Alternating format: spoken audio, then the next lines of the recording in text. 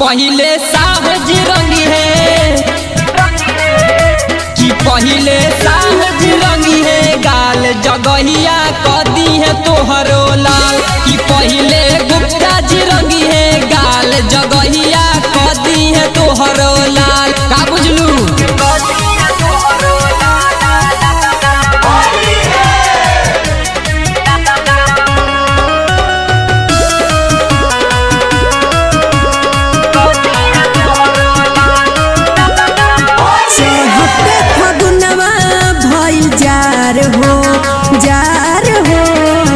डाले खातिर रंग होला मार हो जला मार समझला बुझाता कके इशारा खाली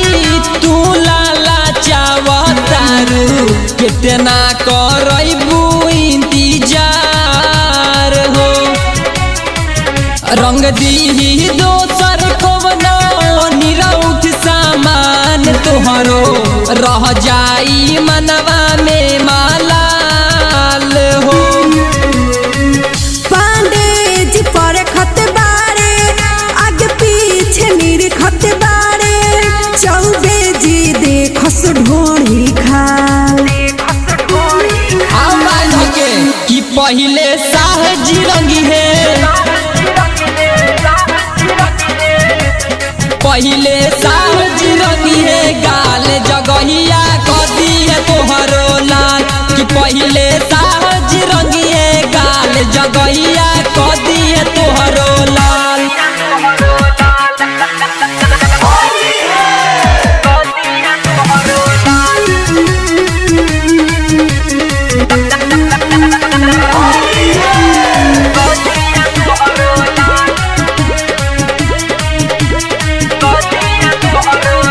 जहिया से चढ़ल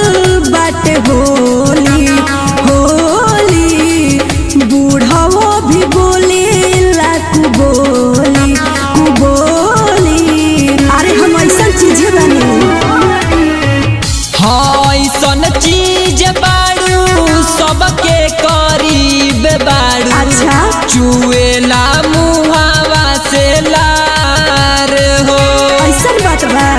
के कोरोना चली आवत हमारा तू गलियो नहीं लुटी हा तू होली के लहार हो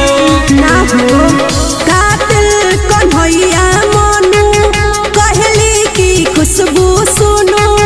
लागे बुरा करबो हमारे हाल ए छमिया पहिले साहज रंगी है रंग द